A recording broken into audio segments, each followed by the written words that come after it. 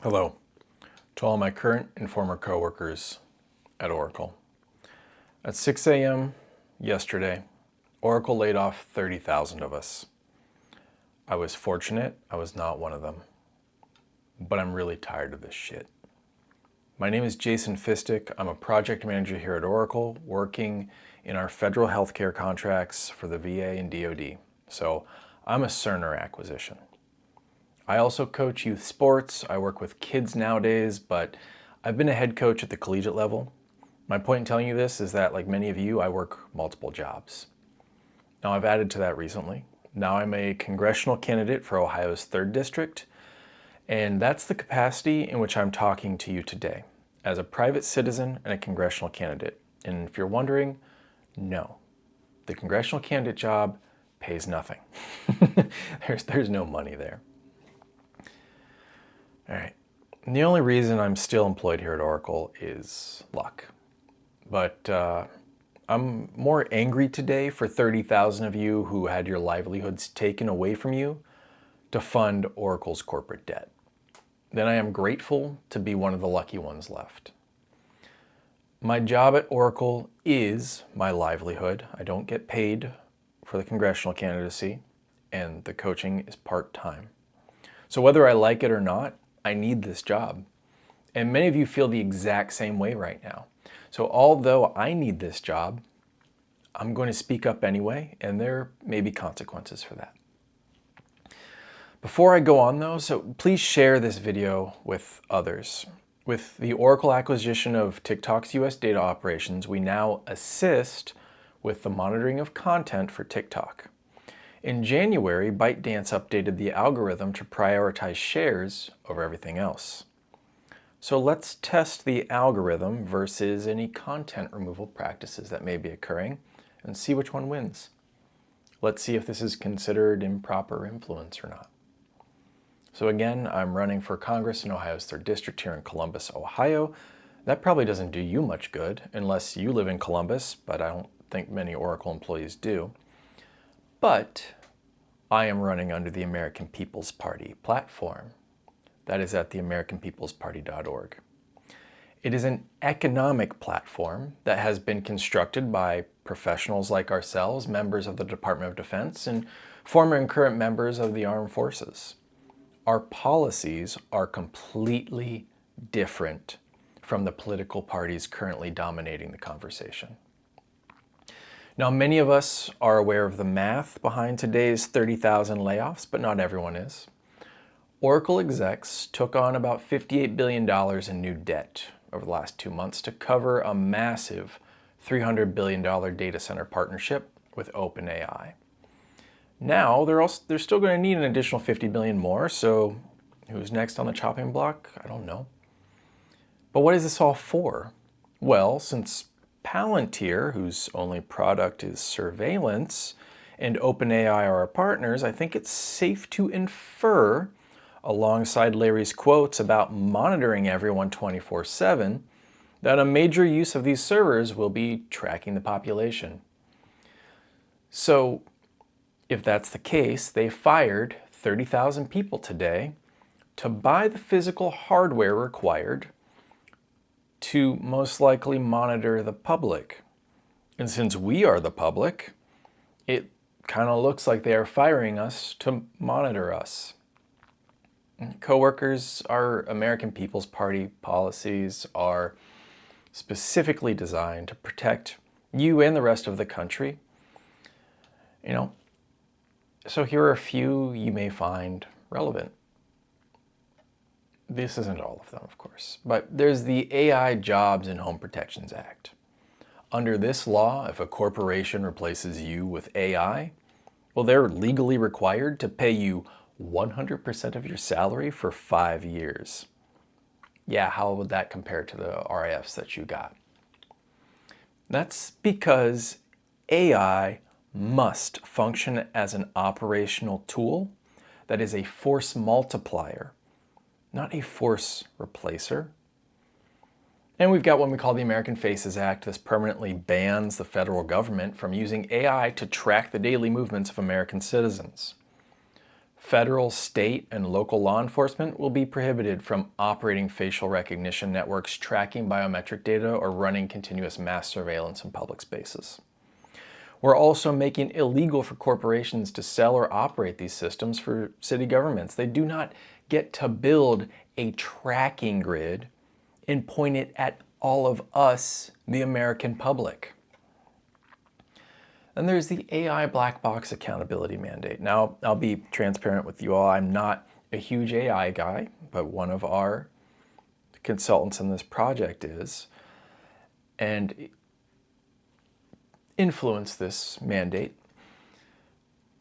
So executives would be held legally liable for actions taken by AI that they claim to be unable to control. Now, they claim that because AI is just evolving too fast. It's getting to the point now where a lot of the prime AI systems are too complicated that the developers have no idea how they're even evolving. That will not be an excuse to save them from liability of the actions of the AI that they raise and direct. And I want to be clear, I'm telling you this because I do want your help.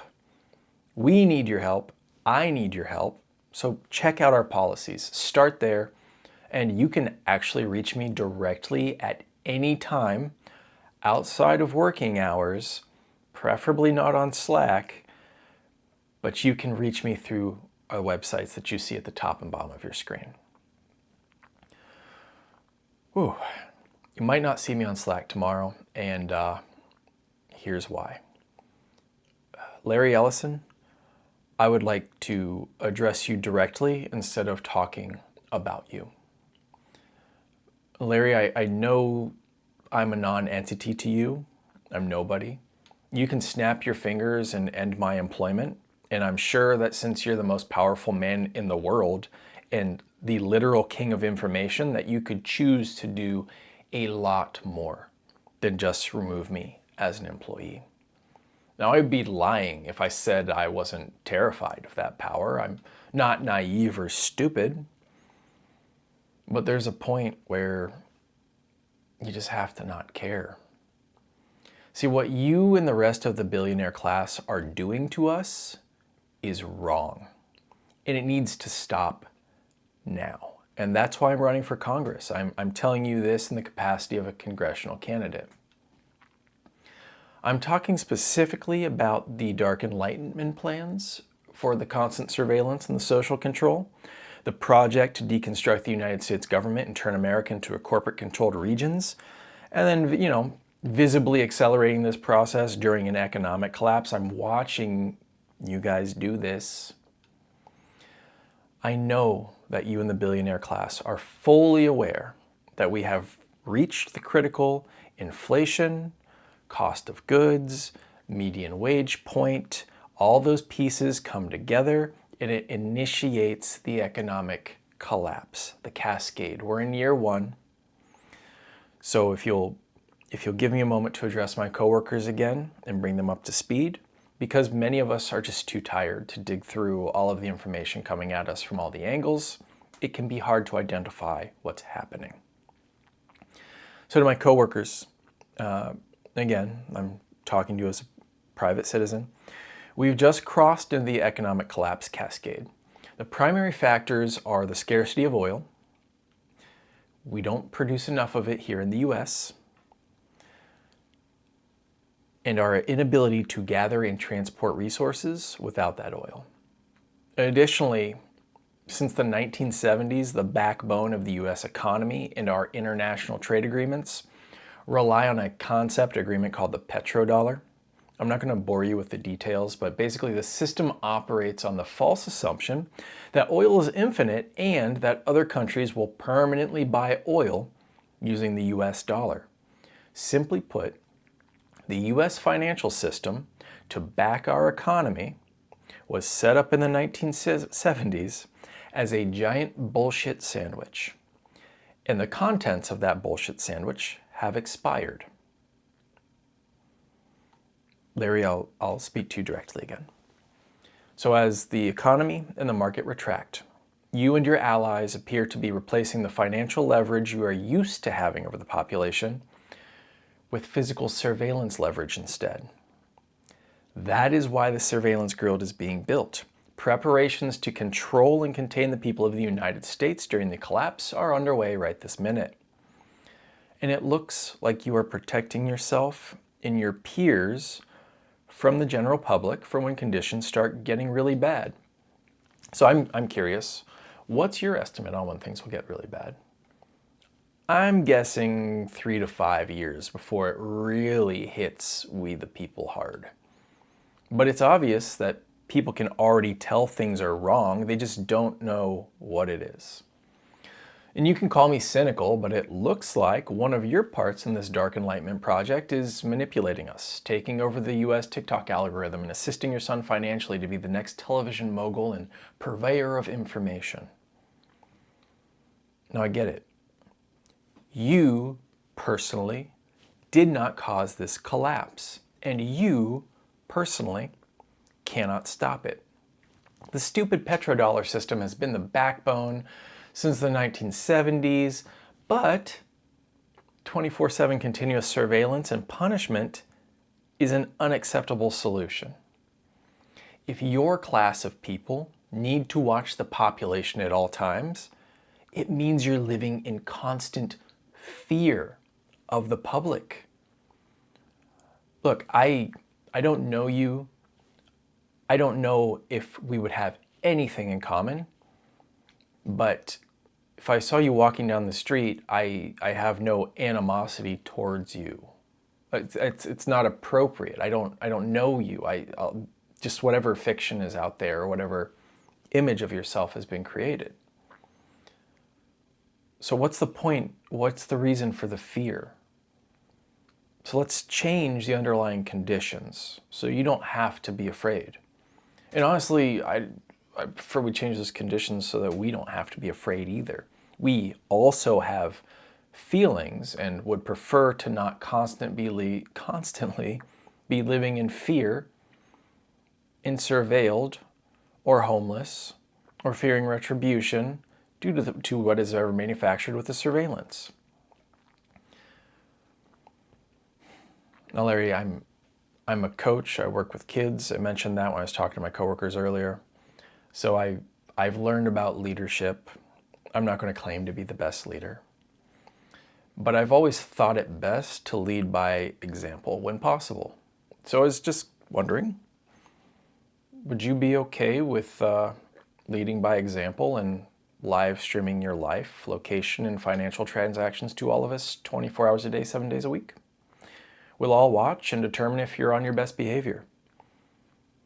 It's not a very pleasant idea, is it?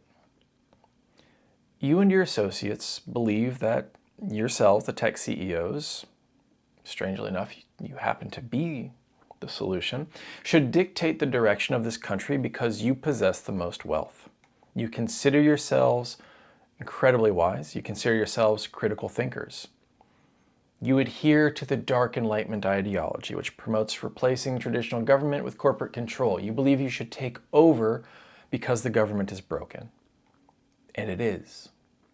However, the government is broken because the wealthiest men of each generation over the last 70 years have spent untold amounts of money purchasing political influence and dismantling our laws and democracy. Of course, the government can no longer react to the world around us because your class of people stripped its power. We see the test case for the plans on your Hawaiian island, Lanai. 98% of it, I'm actually kind of fascinated by the 2% that you don't own. But that includes the employment and the housing, them being directly linked because you own 98% of the houses, the apartments, etc.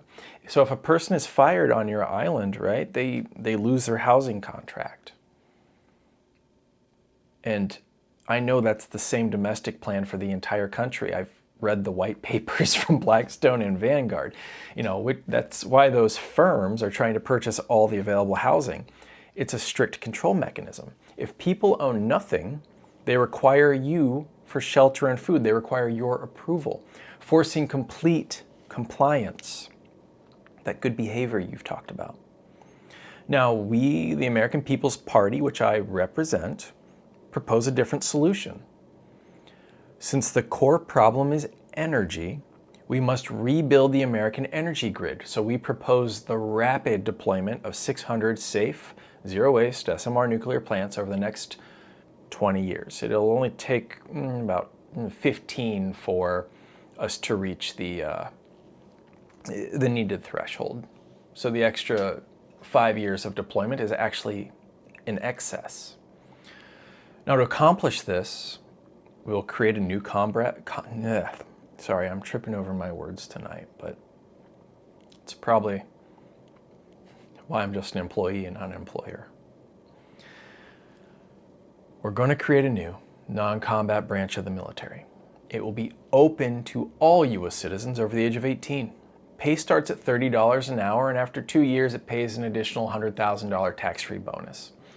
This initiative will reverse inflation, halt the economic collapse, and provide enough energy to maintain AI research and technological expansion without you having to live in fear.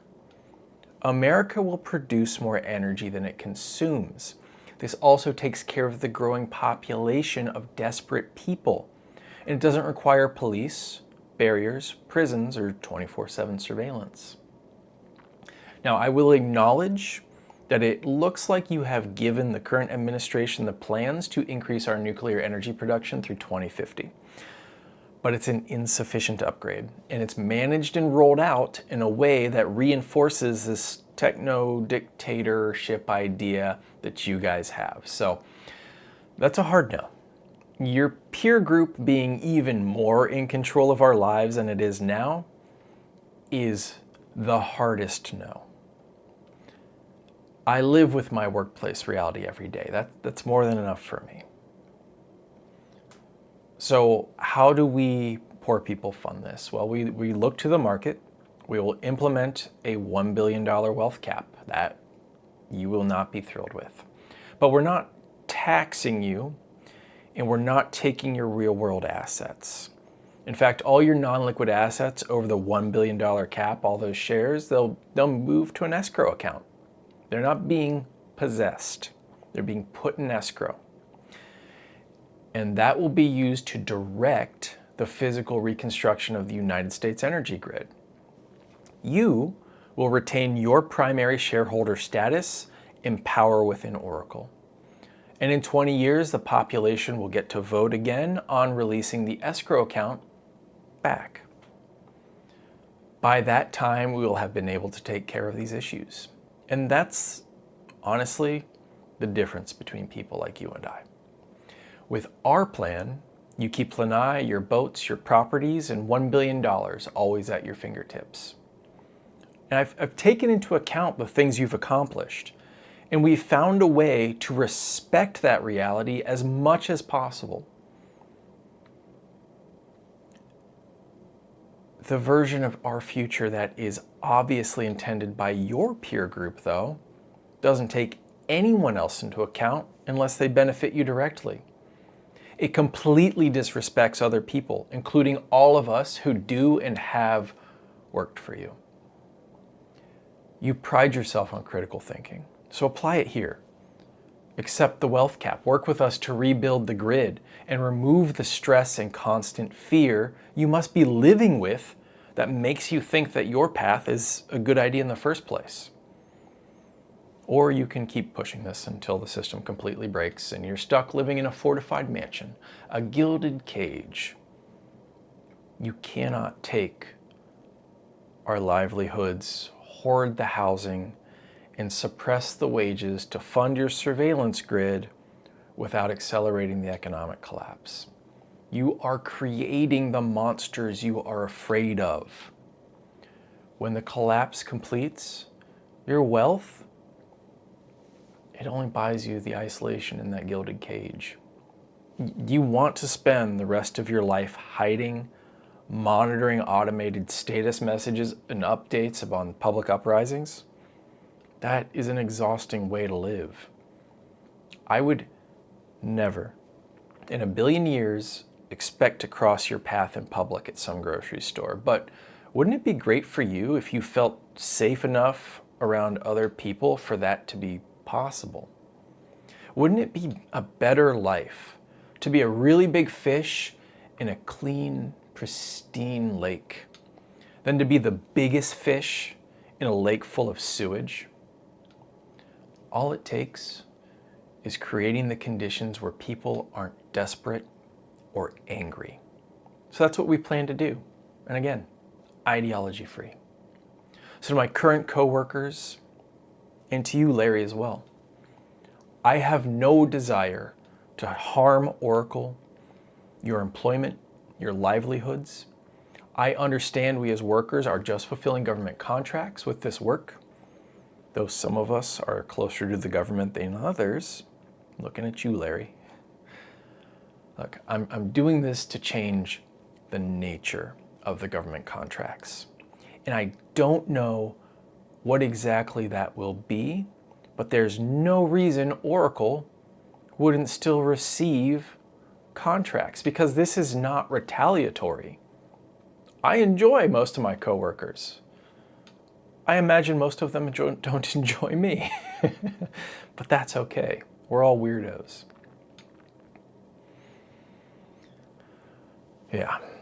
Now, I'm almost 100% sure that because of this message, I'm going to lose my job. There's things in here that, basically I've defied you publicly. I've talked back. That's reason in its own. I understand that. And though it may list a reason in a guidebook that I have violated, the purpose will be clear. Keep the next employee from speaking up. But you know what? At this point, honestly, that doesn't even matter. And what I still want to do, even if you fire me, is strengthen the rest of Oracle's business relationships by strengthening the economy and creating more potential customers. And that's for my coworkers. That's for the real people who do the real work that get tossed aside without a second thought. So to my coworkers, you can reach me anytime.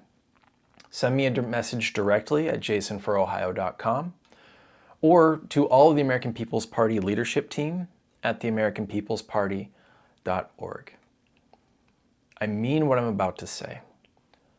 I'm so tired of the bullshit. The bullshit arguments about who's a valuable human and whose fault is what and which system is superior. Can we please just grow up and fix this shit and move on with our lives? It's going to take a lot of work. We know that.